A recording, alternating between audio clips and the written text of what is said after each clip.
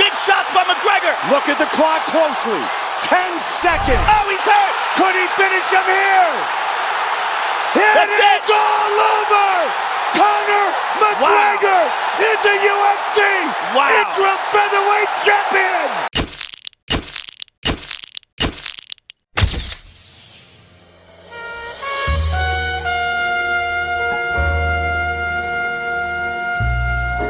UFC 189 was way more than just Conor McGregor capturing interim gold and exploding into stardom.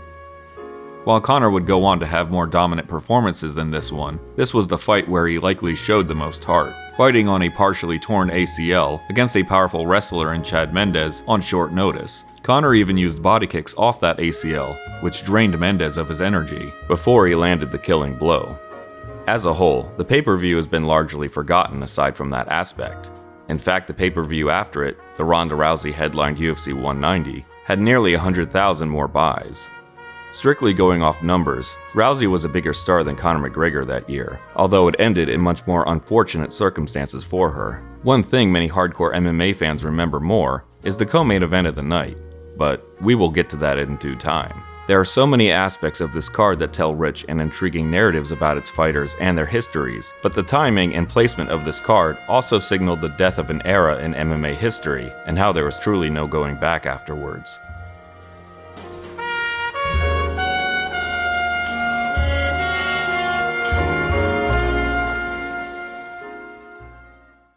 So, when many people sat down and tuned into the card, be it the early Fight Pass prelims, the Fox Sports 1 prelims, or even the main card, the first thought for many was, wait, why did the fighters look like that?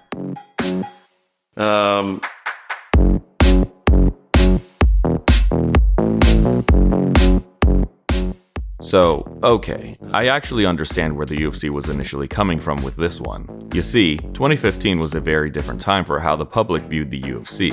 Well, okay, it's still not really viewed in the best light, but it was viewed in a different kind of negative light back then.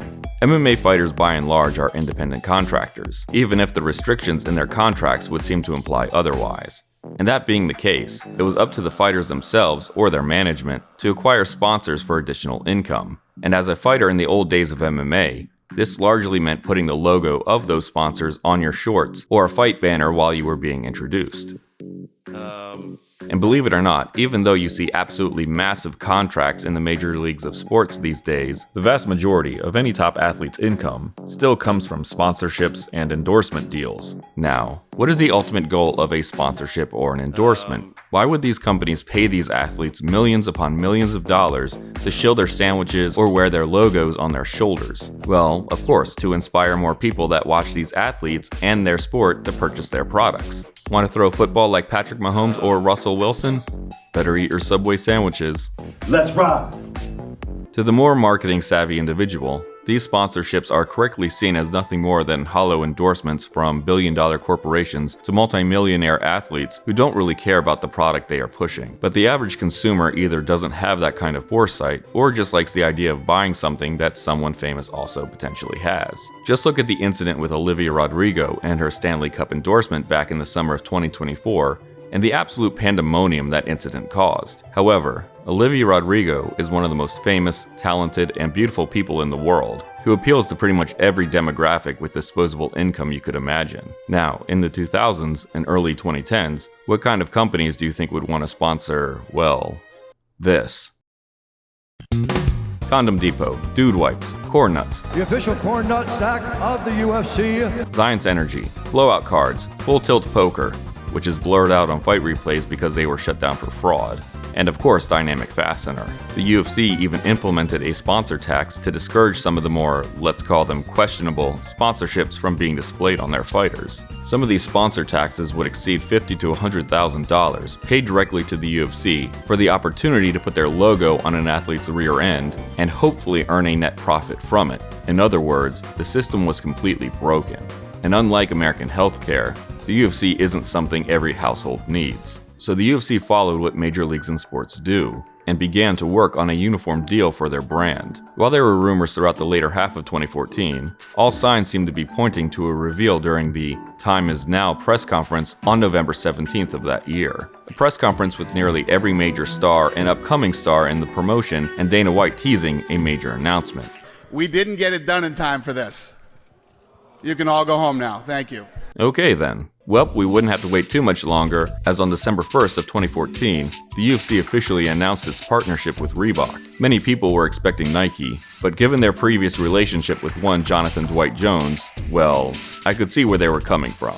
This was a chance for the UFC to further their already powerful brand recognition, to create a whole new source of revenue and merchandising, and to step away from the embarrassments of previous sponsorships. And on June 30th, 2015, after having over 6 months to prepare, we got the big reveal. Yikes. So not only were the fight kits bland, dated, and stylistically looked like something out of a 2007 Hollister store, there were a myriad of incorrect fighter names on the Reebok kits themselves. Anderson Aldo, Kevin Swanson, all the Chinese names were technically backwards, and of course the MVP, Giblert Melendez. Oh, and let's not forget they spelt flexibility wrong while interviewing Conor. Jose Aldo, or I guess Anderson Aldo, summed it up perfectly. They looked like Power Rangers. And then there were the long-term repercussions of fighters not being able to wear their sponsors on their shorts, have fight banners anymore, or even show up in any Reebok competitors' apparel for promotional events. This significantly lowered the opportunity for these independent contractors of the UFC to make any sort of revenue independent of what the UFC themselves were providing them, or even form a unique brand for themselves. No more BJ Penn gi shorts, no more Anderson Silva half yellow, half black shorts. So many fighters had been identifiable by the way they presented themselves in the octagon, and now that was taken away from them. Many other channels have covered the ins and outs better than I ever could, but suffice to say, to call these uniforms out of touch and bad for the fighters would be an understatement. And the UFC were going to debut these matte monstrosities at UFC 189. But the uniforms weren't the only controversial thing about this 189 card.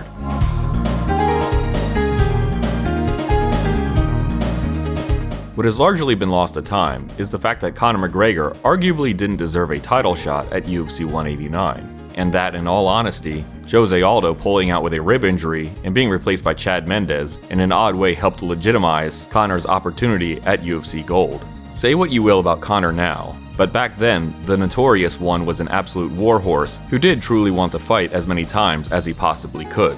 But to say that Conor McGregor deserved a title shot at UFC 189 was a bit of a stretch, and Conor also greatly benefited from a very turbulent previous year in 2014. Combat sports and title shots have always been a slippery slope. At the end of the day, more than any other kind of sport, combat sports has always been entertainment first, sport second. While there technically are rankings in both MMA and boxing, the true goal of any up-and-coming fighter is to not only win a lot of fights, but win a lot of fan interest while doing so. Meritocracy in combat sports has always been more like guidelines than actual rules, and anytime the sport of MMA has tried to go a more traditional tournament or point system route, it has more often than not ended out of lack of interest amongst the consumer fan base. Supply and demand surpasses any legitimacy of a fighter's record, and ultimately, if you sold pay-per-views and tickets, you were getting preferential treatment.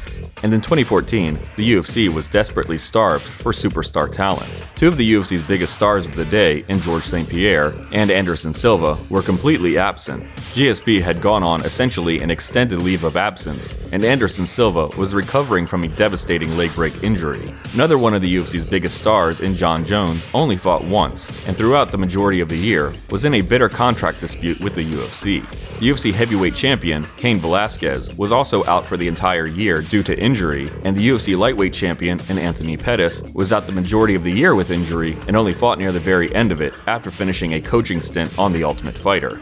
Ronda Rousey's star was on the rise, but she wasn't quite there yet, and the man who defeated Anderson Silva and Chris Weidman also fought only once that year due to frequent injuries as well. In fact, many of the UFC's champions either didn't compete that year or hardly competed that year due to injury. Dominic Cruz was even finally stripped of his bantamweight title at the beginning of 2014 due to constantly being injured the previous 3 years. Conor McGregor himself was inactive the first half of 2014, but when he came back, he was clearly the jolt the UFC needed, having an incredible showing when he headlined a UFC Fight Pass card in Ireland. and then proceeding to have the best win of his young UFC career in his first pay-per-view card showing against Dustin Poirier at UFC 178, a card that was initially designed to be a major moneymaker for the promotion, but that changed when the heavily anticipated headline fight between Jon Jones and Daniel Cormier fell apart.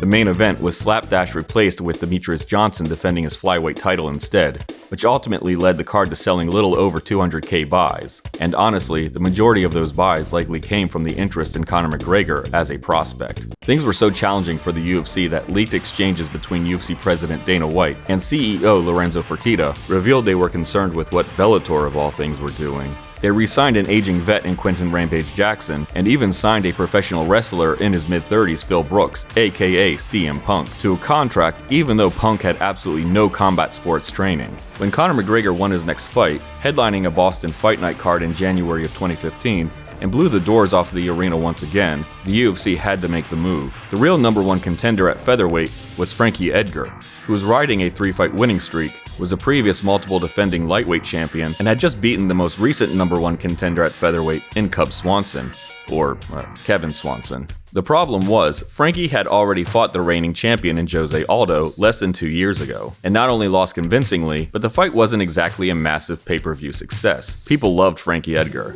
but they didn't necessarily love spending money to see him, or Jose Aldo for that matter. And thus, Conor McGregor was booked for the title fight against Jose Aldo at UFC 189. Keep in mind, this wasn't even the worst title shot of the year, not by a long shot. Daniel Cormier, who was gifted his first title fight against Jon Jones after Alexander Gustafsson pulled out of his rematch with Jon, was still given the fight after it had to be rebooked due to a Jones injury. DC was gifted another title shot after Jon Jones was stripped of the title in May of 2015, passing over the much more deserving number one contender in Ryan Bader. Not only that, Ryan Bader was passed over again for Daniel Cormier's first title defense in October for the aforementioned Alexander Gustafsson, who himself had been knocked out in his previous fight by the man DC beat to win the title in May, in Anthony Rumble Johnson.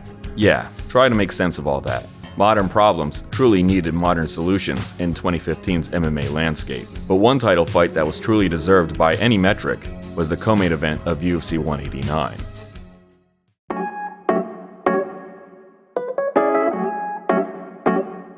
Ruthless Robbie Lawler having a career revival in 2013 was something absolutely nobody saw coming. When Lawler returned to the UFC from the Strikeforce promotion and faced Josh Koscheck at UFC 157, Koscheck was nearly a -500 favorite to win, and it was completely justifiable. Robbie Lawler had just gone 3-5 in the Strikeforce promotion. He was even caught falling asleep at press conferences. Lawler was 31 years old and had been competing in MMA since he was 19, and had left the UFC previously on a 2-fight losing streak when he was 22. Lawler was perceived as past his prime, mentally checked out, and just there to collect a check. However, this was the first time Lawler had fought in the weight class of welterweight since his loss to Nick Diaz in 2004, and looked absolutely shredded and dialed in at the weigh-ins. And it wasn't merely for show. Lawler absolutely decimated Koscheck in the first round, stuffing a takedown and proceeding to unleash hell on Koscheck's face. The ruthless one had truly woken back up. At the same time, a different kind of violence was being forged in Canada. 23-year-old welterweight Rory MacDonald was seen as a generational talent, being trained at TriStar Gym under the tutelage of Faraz Sahabi and George St. Pierre. MacDonald was truly one of the first to be a jack-of-all-trades MMA fighter, learning all disciplines rather than having a speciality. He began his professional career at 16 years old and entered the UFC at 20, and aside from a stoppage loss to Carlos Condit in a fight he was winning until the natural-born killer came from behind to win and finish Rory in the final seconds of the fight, Rory had looked every bit of the successor to GSP, or even more so, as he seemed to have a violent streak in him that his mentor didn't. And even though Rory's nicknames evolved with his career, starting with the Waterboy, then Ares after the God of War, and finally to the Red King, to the hardcore fanbase, MacDonald was known by another name, the Canadian Psycho. If this story sounds somewhat familiar, this was essentially how Robbie Lawler was seen in his early career as well. Lawler began training Taekwondo at the age of 8, received all-state wrestling accolades in high school, and began training with the Miletich fighting system under men like Pat Miletich and Matt Hughes at 16. Lawler had already lived the life Rory had. and saw how much it could chew you up and spit you back out. Lawler and MacDonald eventually fought on the same card in the summer of 2013. Lawler made short work of a late replacement fighter in Bobby Volker and added to his dark horse aura. However, the co-main event between Rory MacDonald and knockout powerhouse Jake Ellenberger was seen as almost a #1 contender fight, and there was no way it was going to be boring. It was one of the worst fights of 2013. Rory stayed on the outside and used his jab to keep the shorter and stockier Ellenberger at bay, leading to a lackluster 30-27 win. Lawler ended that hot July night looking like a world beater, and MacDonald ended it bewildering watchers at home and the crowd in attendance. The only right move was to put these two together at UFC 167 for a true #1 contender fight, a card poetically headlined by GSP before he went on hiatus. Almost like it was tailor-made for Rory to look good, as there was no way a fight against Lawler could be boring. And well, for the first 2 rounds, Rory certainly tried. After a very timid first round where aside from a late flurry from Lawler, nothing really happened, Rory pretty much used footwork, takedowns, and a jab to control the entire second round. This wasn't the god of war that Rory had been in his previous years. Was he trying to be more disciplined? Trying to practice the same kind of restraint that his mentor in GSP did? Who knows? But in the third round, Lawler had enough of playing into Rory's game and put belt to ass, rocking the former Waterboy numerous times and actually turning it into a fight. Rory attempted a late comeback at the end of the round, but it was too late, and Lawler won a split decision against MacDonald. Another vet had given Rory his second loss, and Rory left the octagon in disgust with his performance. Now, nearly 2 years later, the two had their rematch booked for UFC 189. Lawler was now the newly minted welterweight champion. After losing a title fight against Johnny Hendricks, which he had earned by beating Rory in their first fight, Lawler had gone on a rampage, brutalizing Jake Ellenberger, having a Fight of the Year contender against Matt Brown, and then winning a rematch against Hendricks to close out the year of 2014 as welterweight champion, living up to a potential thought lost over a decade ago.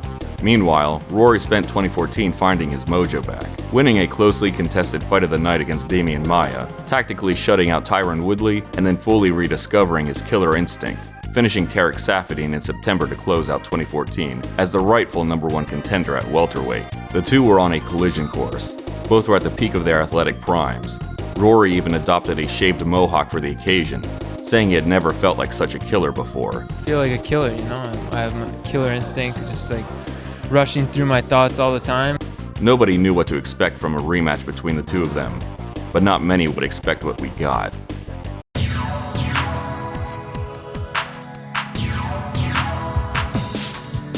The prelims of UFC 189 had been nothing special, the only memorable moment being Matt Brown and Tim Means stirring the crowd after the past 2 fights had put them to sleep. Not even a young Cody Garbrandt had the most exciting fight. The main card told a completely different story. It kicked off with Brad Pickett and Thomas Almeida throwing down, and the veteran in Pickett having the round of his life against the young Brazilian in the first. But alas, this was short-lived, as the much younger and much longer Almeida finally found his opening and knocked Pickett out cold with a flying knee. The crowd was officially woken back up as Pickett went to sleep. The next fight was a welterweight showcase between 2 prospects in Gunnar Nelson and Brandon Thatch. Nelson, a training partner of Conor McGregor, who specialized in submission grappling and utilized a karate stance the same way Conor did, was a more low-key personality who did his talking in the cage, in stark contrast to Conor's abrasive and in-your-face persona. Brandon Thatch, for a brief period of time, was thought to be the next big thing at welterweight and perhaps in the entire sport. Thatch looked like he was a light heavyweight that cut down to welterweight and entered the UFC 9-1, with all of his wins coming by way of first-round KO or submission. And he quickly began to live up to that hype, finishing his first 2 fights in the promotion by KO and TKO within the first 3 minutes in each fight. However, Thatch had to take the entirety of 2014 off due to injuries that completely derailed the insane momentum he had. And his return fight on Valentine's Day in 2015 did him no favors. Originally booked against Stephen Wonderboy Thompson, a stylistic chess match of an opponent, Thompson was injured and replaced by former lightweight champion Benson Henderson, moving up to welterweight to challenge Thatch. Thatch absolutely towered over Benson at the weigh-ins, and looked 2 weight classes above him when they squared off in the cage. Henderson was even a betting underdog going into the fight. However, even though Benson was on a 2-fight losing streak, this was a massive step up in competition for Thatch, and the fight played out as such. Benson used his championship experience to tire the much larger man out and submit Thatch in the 4th, with a toothpick in his mouth no less. This fight against Nelson at UFC 189 was to be Thatch's redemption fight to get back to his winning ways and get the hype back behind his name. Gunnar Nelson himself was coming off the first loss of his MMA career, losing a medaling split decision to welterweight gatekeeper Rick Story in his first ever main event in 2014. Nelson didn't have the same kind of hype around him that Thatch did. However, being in the same camp as 2015 Conor McGregor had its own set of unrealistic expectations. And sadly for Thatch, the Iceland native was the one who made good on his redemption arc, with Nelson quickly submitting Brandon Thatch in the first round, and completely obliterating any hype Thatch had left behind him at that point. The main card of UFC 189 was already delivering in high-stakes drama that made up for the dull affair that the early prelims were, but things were about to heat up significantly in the featherweight division. Dennis Bermudez and Jeremy Stephens put on a fight that if it had been on any other card, likely would have been fight of the night. Both men were coming off losses, and both men had something to prove. Bermudez had been on the cusp of entering the top rankings of the division and had been riding a 7-fight winning streak before being submitted by Ricardo Lamas in late 2014. Meanwhile, Jeremy Stephens was a wily veteran who already had 34 professional bouts under his wing and was finding a career second wind at featherweight after spending the majority of his career at lightweight. Lil Heathen was experiencing some tough times walking to the octagon for his fight against Bermudez, however. He was on a 2-fight losing streak and had missed weight by nearly 5 pounds the day before. Stephens had to put on the fight of his life to gain some good faith back from the fanbase and the UFC brass. And he did just that. Entering the third round of the fight, both men had already bludgeoned and rocked one another all over the cage. However, Stephens found his window, and like Thomas Almeida earlier in the night, landed a devastating flying knee to end the night for the Menace, and the crowd erupted for the Iowa native. If this had been the co-main event and it led to the main event of Conor and Mendes, I doubt many people would have been dissatisfied. However, there was the co-main to get to, the rematch between Robbie Lawler and Rory MacDonald. And as mentioned previously, nobody was prepared for what transpired over the next half hour when the men entered the cage.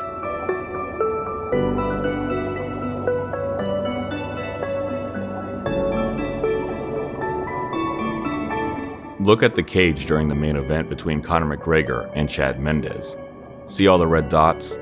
Those came from the co-main event between Robbie Lawler and Rory MacDonald. Chances are, if you are watching this video, you've seen this fight. It's still considered one of the greatest and most violent fights in the sport's history. There's even a narrative now that the fight wasn't as good as people remember because the first round was fairly uneventful, and the majority of the second round was just Lawler peppering Rory's nose and face into burger meat. However, this fight had an entire cinematic narrative play out. A slow buildup of tension and drama in the first round.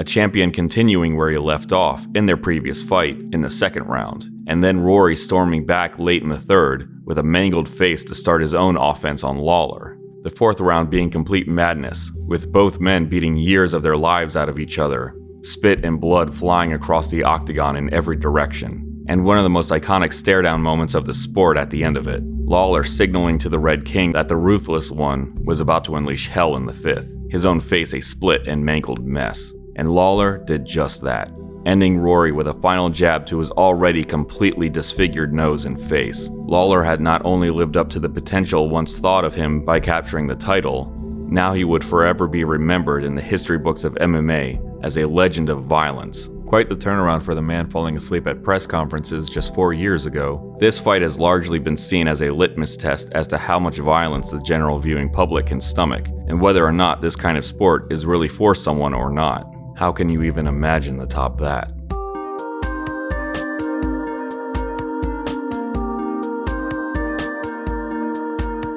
Well, you don't. If anything, like mentioned at the beginning, this fight between Conor and Mendes signaled the end of an era in the sport. If Lawler vs. MacDonald was a celebration of all the chaos and unhinged Wild West nature the past decade of MMA had been, Conor McGregor defeating Mendes put that era in its casket and buried it. When we saw Sinead O'Connor performing the Foggy Dew and welcoming Conor to the octagon, and Chad Mendes walking out to a live performance by, Aaron Lewis, we thought this was about to usher in a new era of creativity and experimentation by the UFC, but we already should have known by the Reebok fiasco. This was the UFC attempting to further go corporate, and Conor McGregor becoming the new cash cow of the UFC fed directly into that machine. Instead of fighting for their independence after losing their sponsors, fighters chose instead to imitate Conor McGregor to try and elevate their individual profiles to varying degrees of success. The UFC was sold a little over a year later, and although Conor McGregor has only fought 6 times in MMA since the sale of the UFC nearly a decade ago, he is still the golden goose of the UFC, as the promotion has done its best to further strip their fighters of their leveraging power and individuality as independent contractors. So many of the names that competed at UFC 189 have been largely forgotten. Even Rory MacDonald only fought once more in the UFC before signing with Bellator, citing contract issues being the main reason. Once the Reebok deal ended, Venom came to take its place, and while select fighters do get their own unique fight shorts now, they pale in creative integrity to yesteryears, and are largely just as bland and uninspired as their Reebok uniforms were. While the time to mourn this golden era of MMA has long since passed for many years, those who don't remember history are bound to repeat mistakes made during it and not appreciate what came before. And for one shining night of MMA in July of 2015,